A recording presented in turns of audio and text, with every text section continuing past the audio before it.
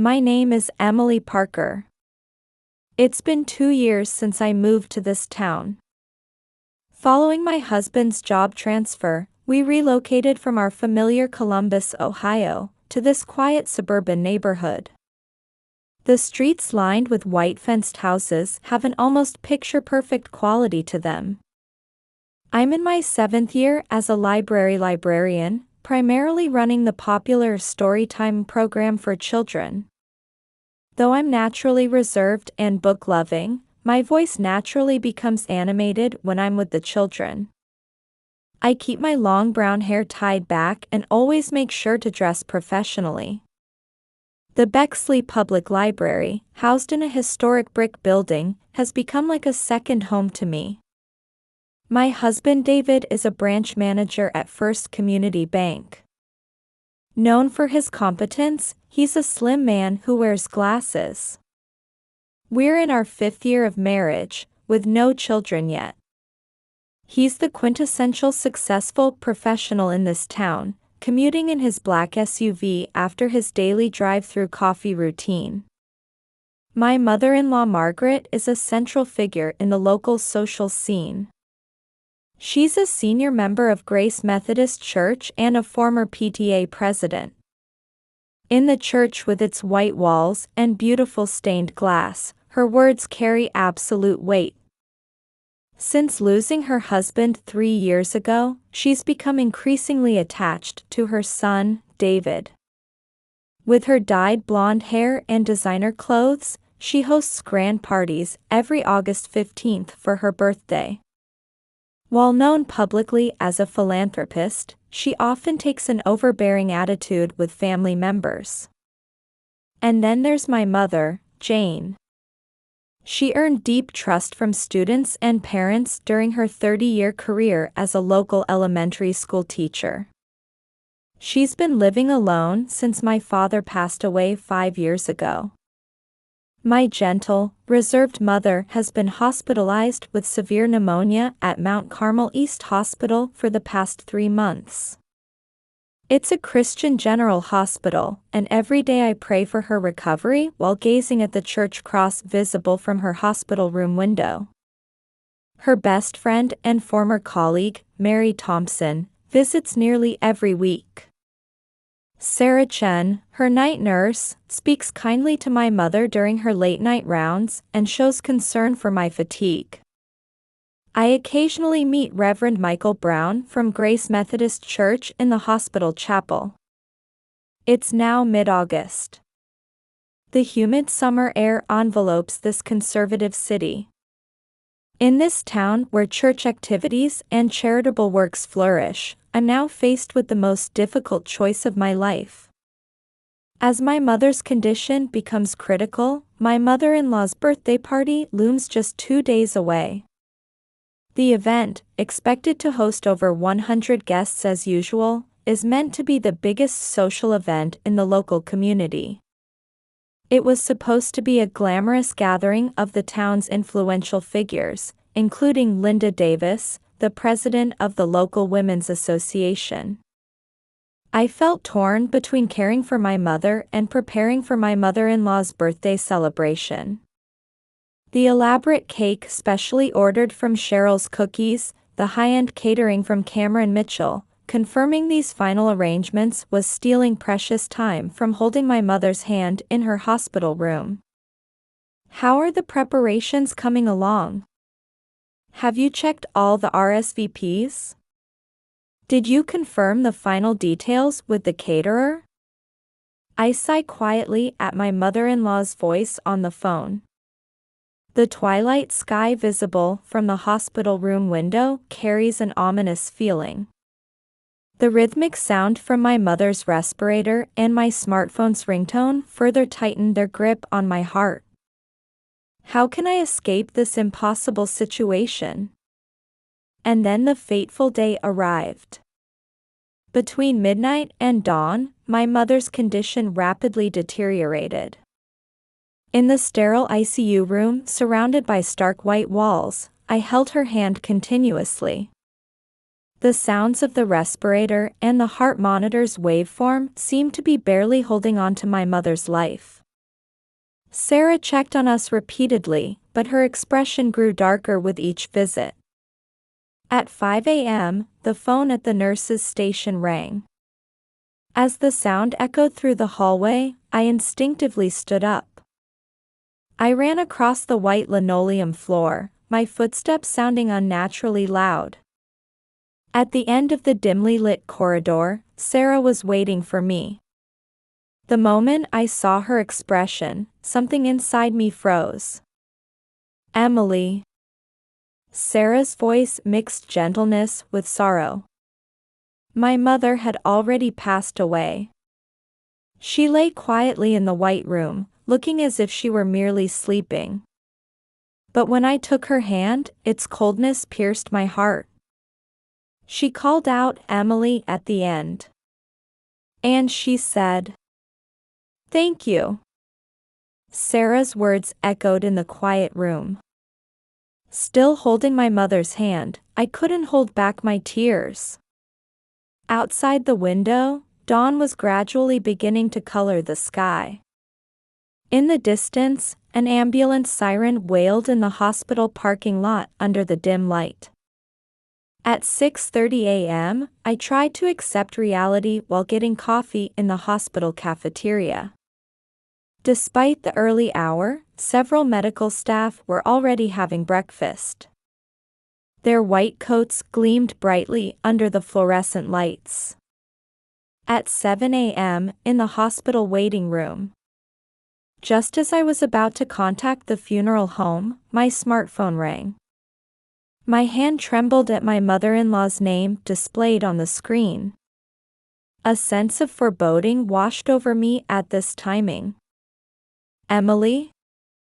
How are the preparations for my birthday party today?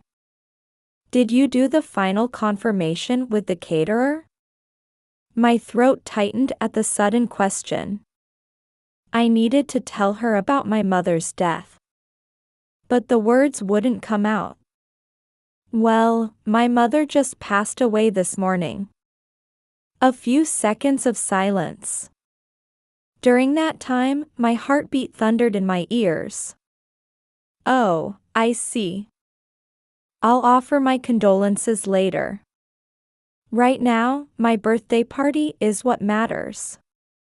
"You haven't even checked all the RSVPs, have you?" Something inside me crumbled at my mother-in-law's cold voice. I gripped the phone in disbelief. "But I need to arrange the funeral."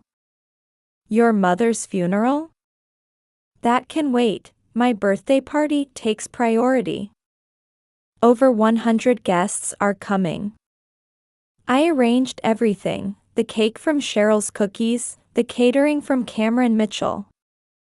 "Your mother's funeral can be postponed."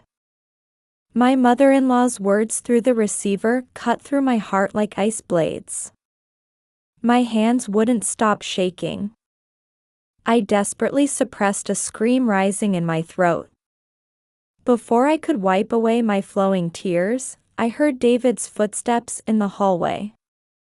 The sound of leather shoes approached. My husband appeared, smartphone in hand, looking dashing. Sarah was pretending to organize some documents a short distance away, secretly observing the scene. I caught a glimpse of her with her smartphone in hand. I heard from Mother. "You'll definitely be attending the birthday party today, right?" My hopes were completely shattered by my husband's cold voice. There wasn't a trace of his usual gentleness. "David, my mother just died?" "The mother you've met many times." My voice trembled. David adjusted his glasses and spoke in a businesslike tone.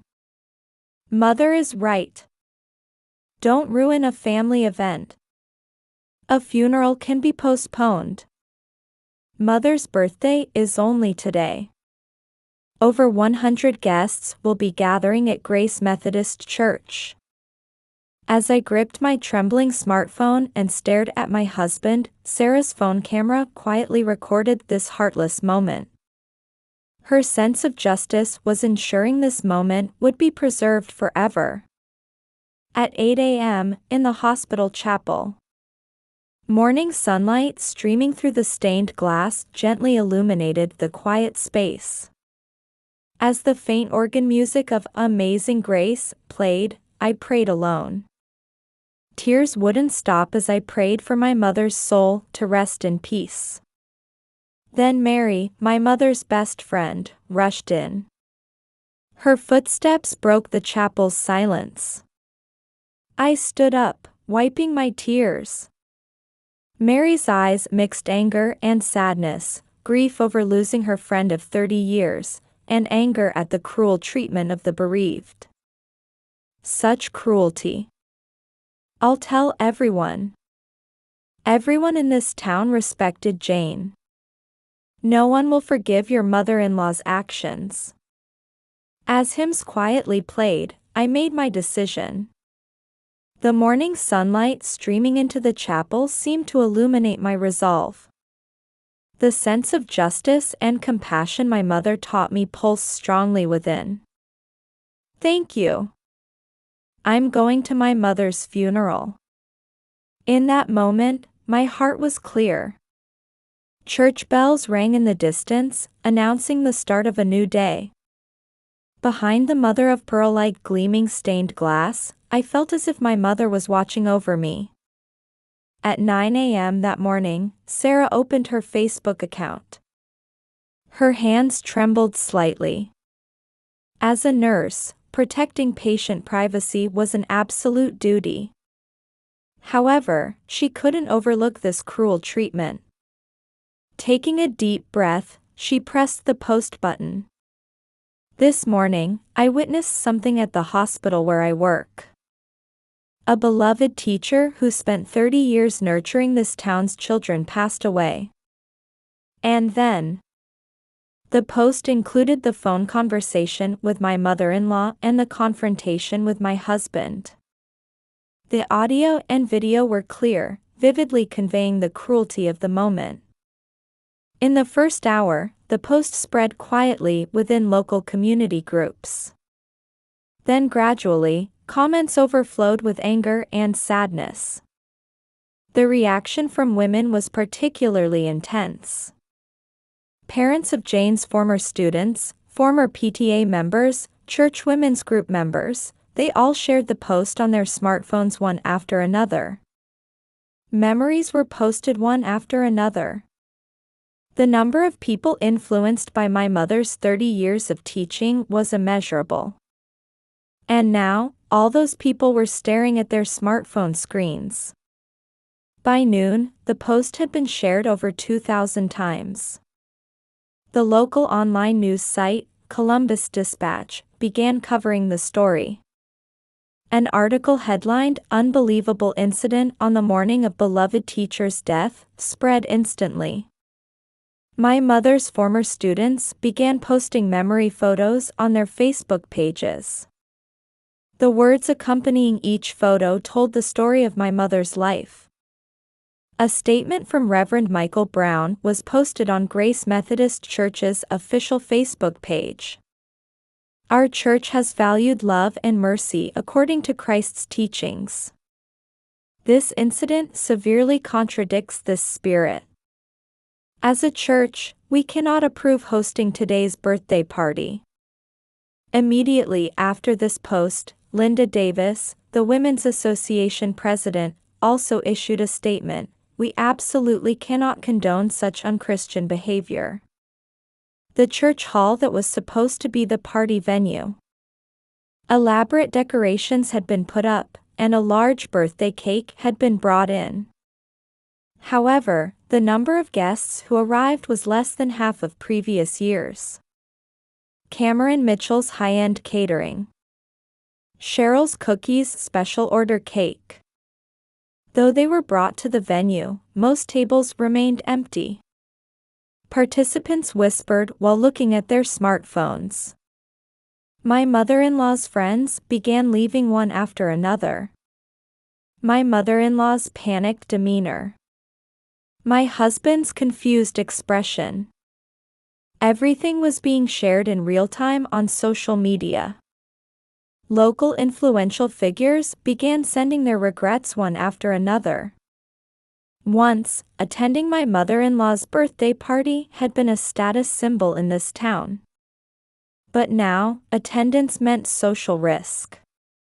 People disappeared, making various excuses. A heavy atmosphere hung over the venue. My mother-in-law repeatedly checked her smartphone, unable to hide her anxiety. Then Reverend Michael Brown appeared at the venue. Standing in the center of the room, he spoke quietly but firmly. "Mrs. Margaret Watson, your actions contradict our church's principles. I must ask you to immediately cease this party in this building." At those words, Linda Davis, the Women's Association president, stood up. The members around her also rose in unison.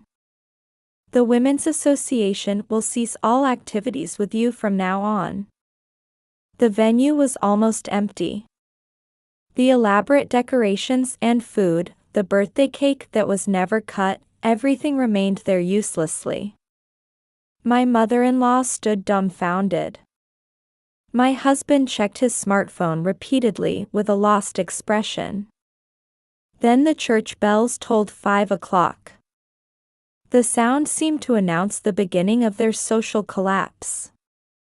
Meanwhile, at the hospital chapel, a small prayer service had begun before my mother's body. Her former students, colleagues, and PTA members, people who had seen the social media posts, naturally gathered. Hymns flowing through the chapel. Words of prayer remembering my mother. And my determination. Everyone felt this would be a new beginning. The next morning, a large headline ran on the front page of the Columbus Dispatch. "Birthday party over beloved teacher's death, prominent woman's actions shock local community." The article carefully traced my mother's 30-year teaching career and included comments from many former students and parents. It concluded with sharp criticism of my mother-in-law's actions. Next to the article was a snapshot of my mother, her gentle smile surrounded by children touched readers' hearts. Social sanctions against my mother-in-law began with unimaginable speed. First, Grace Methodist Church's executive board held an emergency meeting. They decided to revoke her status as a senior member. The resignation recommendation letter handed to her by Reverend Michael Brown stated, "Our church values love and mercy above all. Your actions directly opposed these fundamental principles." Next came an expulsion notice from the Ohio Charitable Associations Federation.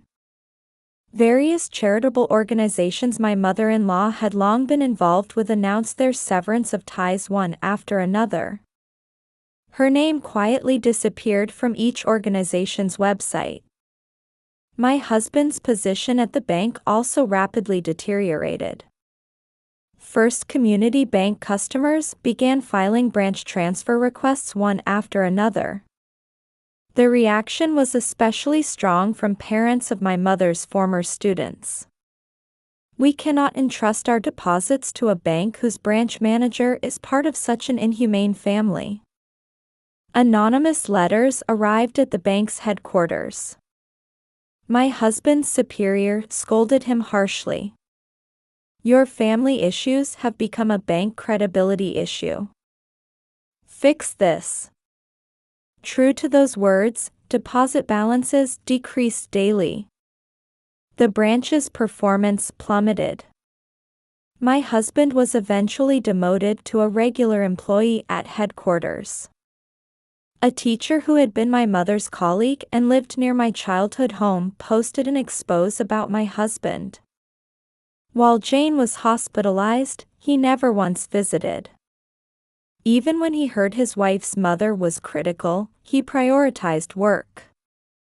That position, it turns out, was obtained through his mother's connections. The post spread instantly, further diminishing my husband's place within the bank.